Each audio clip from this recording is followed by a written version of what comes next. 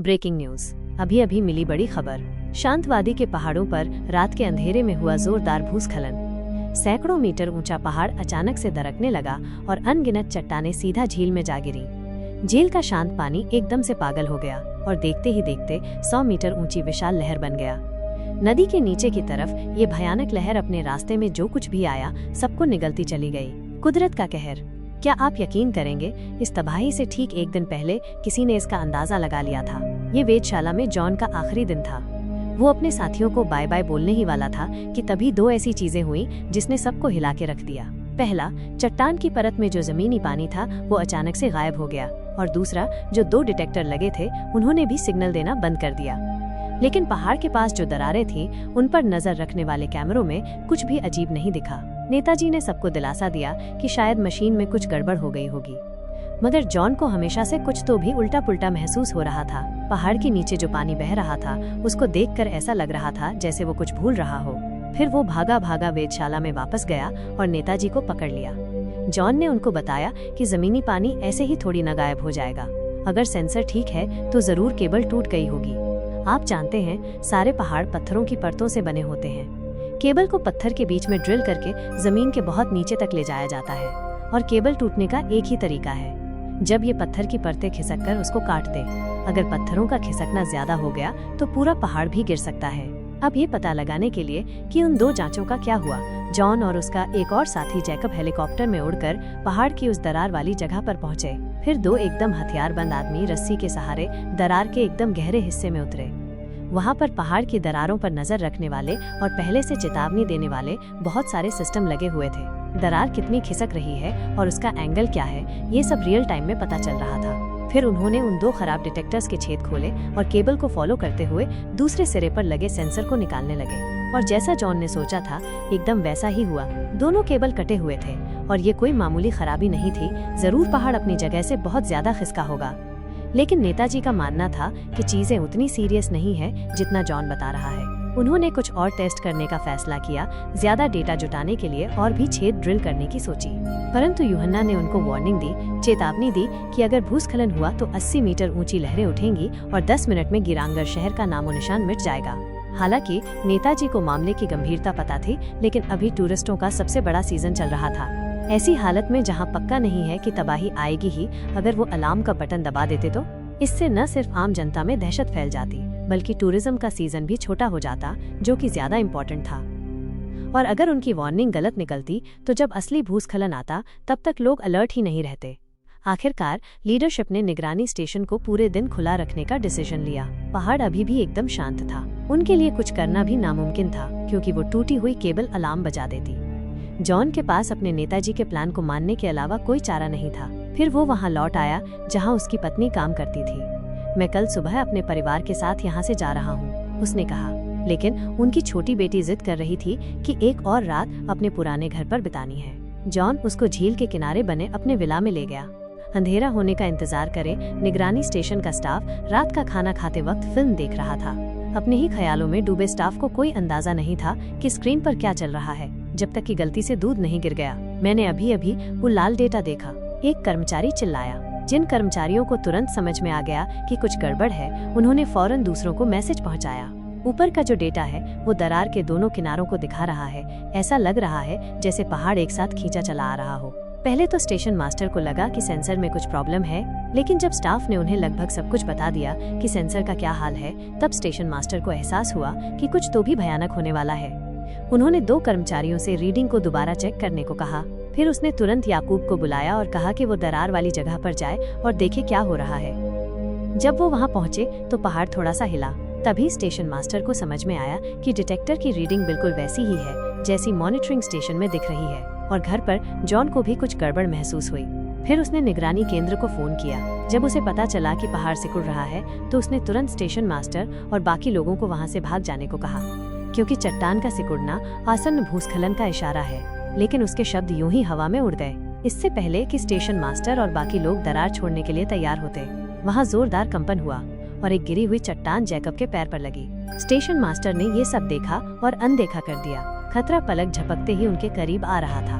वेधशाला के कर्मचारियों ने भी पाया कि आसपास के सारे वेधशाला के कर्मचारी इसी टाइम पर दरार के दोनों तरफ चट्टान की परतें, साथ ही ये तेजी से सिकुड़ रहा है। दरार के बिल्कुल बीच में स्टेशन मास्टर को आखिरकार स्थिति का एहसास हो गया। उसने अपने लोगों से तुरंत कांटेक्ट किया और उनसे रेड अलर्ट जारी करने को कहा। जैसे ही उसने बटन दबाया, गिरांगर के ऊपर का आसमान एक तेज अलार्म से गूंज उठा। नींद से जागे लोगों ने एक एक करके अपनी लाइटें जलाईं। इसी वक्त जॉन की पत्नी अन्ना ने भी अलार्म की आवाज सुनी। जैसे ही वो दरवाजे से बाहर निकली, कुछ देर तक तो उसे समझ ही नहीं आया कि ये क्या हो रहा है। एक ही पल में दरार भी सिकुड़ना बंद हो गई। लेकिन स्टेशन मास्टर खुश नहीं था। वो जानता था कि यहाँ की रस्सियाँ 2 लोगों का वजन नहीं उठा सकती। फिर उसने अपने बदन से कपड़े उतार दिए और अपनी सेफ्टी वाली रस्सी जैकब की कमर के चारों तरफ लपेट दी। तेज हवा के झोंके को देखते हुए उसने ऊपर देखा। फिर उसने अपने बदन से कपड़े उतार दिए, अपनी सेफ्टी वाली रस्सी जैकब की कमर के चारों तरफ लपेट दी। तेज हवा के झोंके को देखते हुए उसने ऊपर देखा। पूरा पहाड़ दरार से टूटने लगा। मलबे के अनगिनत टुकड़े नीचे गिरने लगे और स्टेशन मास्टर बिना सेफ्टी रस्सी के उस बाढ़ में तुरंत डूब गए। जब हजारों टन पहाड़ी मलबा झील में जा गिरा तो उस जबरदस्त टक्कर से झील का पानी ऊपर उठ गया। पलक झपकते ही वो लगभग 100 मीटर की ऊंचाई तक पहुंच गया और जैसे जैसे भूस्खलन होता रहा, ये लहर और भी बड़ी होती गई। फिर मॉनिटरिंग स्टेशन पर स्क्रीन पर 10 मिनट की उल्टी गिनती शुरू हो गई। ये वो टाइम था जब लहरें गिरांगर तक पहुंचने वाली थी। उनके पास भागने के लिए सिर्फ 10 मिनट थे। अन्ना तुरंत अपने साथियों को लेकर हर दुकान का दरवाजा खटखटाने लगी। लोगों के दरवाजे पर जोर जोर से खटखटाकर उसने कहा कि सबको जल्दी से यहाँ से निकलना होगा। जाहिर है इन टूरिस्टों को आने वाली तबाही का अभी तक कोई अंदाजा नहीं था, जब तक अन्ना ने उन्हें बताया नहीं कि भूस्खलन हो गया है। तभी अन्ना को जॉन का फोन आया। उसने अपने पति से कहा कि वो उसे लेने न आए, क्योंकि उनके पास ज्यादा टाइम नहीं बचा था। अन्ना ने जॉन से कहा कि वो अपनी बेटी को लहरों से बचाने के लिए पहाड़ पर ले जाए। होटल में एक बस है जो उन्हें दूसरे सेफ जगह पर ले जाएगी। थोड़ा टाइम बचा हुआ देखकर जॉन के पास अपनी पत्नी की बात मानने के अलावा कोई दूसरा ऑप्शन नहीं था। इसी वक्त शहर से ज्यादा दूर नहीं, वो विशाल लहर आगे बढ़ रही थी। घाटी में उसकी रफ्तार बहुत तेज थी और अन्ना होटल में थी सारे यात्रियों को बाहर निकालने के बाद। लेकिन तभी उसे पता चला कि उसका बेटा उनमें नहीं है। तब तक रुको जब तक वो वापस अपने बेटे के पास नहीं पहुंच जाती। बेटा कमरे में नहीं मिला और दूसरी तरफ का फोन भी इस टाइम सर्विस एरिया से बाहर था। कुछ यात्रियों को स्थिति का पता चल गया था। फिर वो अपनी कार से बाहर निकला और अन्ना की मदद करने लगा उसके बेटे को ढूंढने में। जबकि वो पूरे होटल में उसे ढूंढ रहे थे, जॉन पहाड़ पर चढ़ रहा था। तभी उसे ट्रैफिक जाम मिल गया। अपनी घड़ी पर घटते हुए नंबरों को देखकर अभी वो जिस टाइम और जिस ऊंचाई पर थे, जॉन समझ गया कि अगर वो ऐसे ही इंतजार करता रहा तो मर जाएगा। फिर वो अपनी बेटी के साथ कार से बाहर निकला और पहाड़ पर चढ़ने लगा। रास्ते में लगातार याद दिलाता रहा और बाकी लोग भी उनके साथ ऊंची जगह की तरफ भागने लगे। हालांकि इस जल्दबाजी में कार से उतरते वक्त एक ड्राइवर हैंडब्रेक लगाना भूल गया। इसी वक्त भयानक लहरें आखिरी घाटी पार कर चुकी थीं। जॉन ने जब ये मंजर देखा तो तुरंत अपनी बेटी को उस महिला के पति को सौंप दिया। कहा कि वो लोग जल्दी से पहाड़ पर चढ़ें। वो खुद कार में बैठ गया और उस महिला को मुसीबत से निकालने में मदद करने लगा। आप पीछे तेजी से आती हुई लहरों को देख सकते हैं। जॉन जानता था कि वो लहरों से बच नहीं सकते। फिर वो उस महिला को कार में ले गया, उसकी सीट बेल्ट बांधी और लहरों के आने का इंतजार करने लगा। पीछे के शीशे में भयानक नजारा देखते हुए उन दोनों ने अपनी सांसें थाम ली। समुद्र के उफनते पानी के साथ कार लहरों के साथ पानी में लुढ़कती रही। तभी जोरदार टक्कर हुए और वो सब बेहोश हो गए। होटल में मौजूद 3 लोग आखिरकार अन्ना का बेटा बेसमेंट में मिला। पता चला कि उस लड़के को कमरे में रहकर बहुत बोरियत हो रही थी। कॉरिडोर में जगह इतनी छोटी थी कि वो अपनी कलाकारी नहीं दिखा पा रहा था, तो वो चुपके से बेसमेंट में चला गया और हेडफोन लगाकर अपनी ही दुनिया में खो गया। जब अन्ना ने उसे ढूंढा, जब मैं कुछ लोगों के साथ होटल से निकलने वाली थी, तो उन्होंने पाया कि दरवाजे पर खड़ी बस गायब हो गई थी और उनसे ज्यादा दूर नहीं, ये लहर लगभग 100 मीटर ऊंची थी। इस भयानक नजारे को देखकर उनके लिए बच निकलना बिल्कुल नामुमकिन था। अचानक अन्ना को बेसमेंट में बने शेल्टर की याद आ गई। उस महिला का तो ये नजारा देखकर होश ही उड़ गया था। अन्ना को जैसे ही सिचुएशन समझ में आई, उसने तुरंत दूसरी महिला को खींचकर होटल के अंदर कर लिया। इसी टाइम पर भयानक लहरें भी होटल को एक पल में डुबा दिया। उफनता हुआ समंदर का पानी अन्ना और उन दोनों का जबरदस्त पीछा कर रहा था। हर पल पीछे मुड़कर देखा जा सकता था। उस औरत ने फिर भी अपनी रफ्तार धीमी कर दी। शेल्टर पर पहुंचने से 1 सेकंड पहले वो समुंदर का पानी रास्ते के एकदम आखिर तक पहुंच गया। वो बहुत गुस्से वाला आदमी अन्ना को खींच रहा था। घर में घुसने के बाद उसने बेताबी से अपनी पत्नी का नाम पुकारा, लेकिन अन्ना उन महिलाओं को अच्छे से जानती थी। बचने की कोई उम्मीद नहीं थी। अगर दरवाजा बंद नहीं हुआ तो सब यहीं मर जाएंगे। अन्ना और बाकी लोगों के बार बार समझाने के बाद उस आदमी ने आखिरकार अन्ना को जाने दिया और उन्होंने शेल्टर का दरवाजा बंद कर दिया। तभी बिजली चली गई। यहाँ भी अंधेरा छा गया। पता नहीं कितना टाइम हो गया था, जॉन धीरे धीरे कोमा से जाग गया।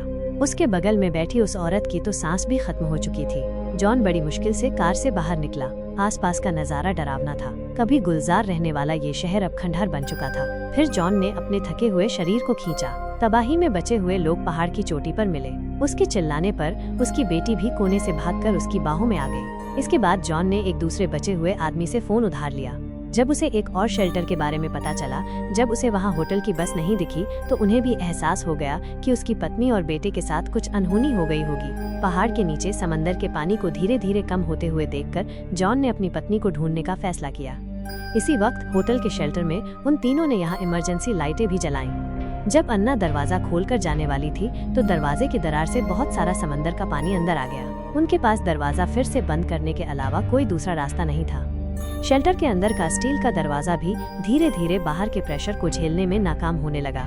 समंदर के पानी को अंदर आते देखकर अन्ना ने तब तक इंतजार करने का फैसला किया जब तक कमरे का पानी दरवाजे को पूरी तरह से डुबो न दे। जब अंदर और बाहर का प्रेशर बराबर हो जाएगा तो दरवाजा खोल देंगे। जब वो इंतजार कर रहे थे, जॉन पहले ही अपनी नाव को होटल के आसपास ले गया था और रास्ते में उसे होटल की बस का मलबा मिला। अंदर लाश को ध्यान से देखने के बाद उसके दिल में उम्मीद की एक छोटी सी किरण फिर से जाग उठी। जाहिर है उसका परिवार अभी भी होटल में ही होगा। इसी वक्त शेल्टर में पानी का लेवल बढ़ गया था। अन्ना को उम्मीद थी कि वो उस ऊंचाई तक पहुंच जाएंगी, लेकिन जब उन्होंने दरवाजा खोलने की कोशिश की तो उन्हें पता चला कि ऐसा लग रहा है जैसे दरवाजे के बाहर कुछ अटका हुआ है। और वो आदमी जो तैर नहीं सकता था, इस सिचुएशन में बहुत डर गया था। अपने आप को पानी से ऊपर रखने के लिए उसने अपने बेटे का सर पानी में डुबो दिया। जल्दी में अन्ना सिर्फ इतना ही कर सकी कि उस आदमी को पानी में जोर से धक्का दिया। उसने अपने पैरों से उस आदमी का गला पकड़ लिया जब तक कि उस आदमी ने धीरे धीरे छटपटाना बंद नहीं कर दिया। अन्ना ने आखिरकार अपने पैर खोले और अपने बेटे के साथ रहने लगी। इसी वक्त जॉन भी होटल में आ गया। परिवार का कोई सुराग नहीं मिला। जॉन ने जमीन पर पड़ा स्टील का पाइप उठाया और अपनी फीलिंग्स को बताने के लिए पास के पानी के पाइप पर मारा। और गुप्त कमरे में 2 लोग थे। उन्होंने पानी के पाइप से खट-खट की आवाजें सुनी। बचने की उम्मीद दिखाई देने लगी। अन्ना और बाकी 2 लोगों ने बेताबी से पानी के पाइप पर खटखटाया, दूसरे आदमी का ध्यान खींचने की कोशिश की, लेकिन जॉन को पानी के पाइप से आती आवाज नहीं सुनाई दी। जब तक अन्ना को गुप्त कमरे में रिंच नहीं मिला, उससे जॉन को पानी के पाइप से आती आवाज सुनने में मदद मिली। फिर जॉन ने उसी रास्ते से पानी का पाइप होटल के बेसमेंट तक पहुंचाया और शेल्टर की जगह पता चल गई। बाद में जॉन और अन्ना की कोशिशों से वो दरवाजा खोलने में कामयाब रहे। रुकावटें दूर की और दरवाजा खोला। अपनी पत्नी को थोड़ी सी ऑक्सीजन देने के बाद फिर जॉन के हौसले से दोनों वापस पानी में कूद गए। लेकिन लड़के के फेफड़ों की कैपेसिटी बहुत कम लग रही थी। आधी तैराकी में ही उसे सांस लेने में तकलीफ होने लगी। जॉन बस यही कर सकता था कि अपनी बची हुई सारी हवा अपने बेटे को दे दे। वो खुद ऑक्सीजन की कमी से धीरे धीरे डूब रहा था। इसी वक्त बेसमेंट के बाहर अन्ना को उसका बेटा मिला।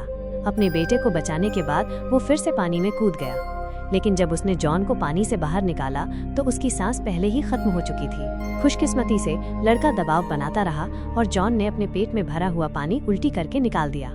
सुबह तक इंतजार करें, पहाड़ की चोटी पर बचाव का इंतजार कर रही बेटी भी दूर थी। मैंने जॉन को अपने परिवार के साथ यहाँ वापस आते हुए देखा। हालांकि गिरांगर फ्योर्ड के पहाड़ में दरारें अभी भी चल रही हैं और ये हर साल 15 सेंटीमीटर की रफ्तार से बढ़ रही हैं। सारे एक्सपर्ट्स इस बात पर सहमत हैं कि भूस्खलन तो होकर ही रहेगा, लेकिन कोई नहीं जानता कि ये तबाही कब आएगी।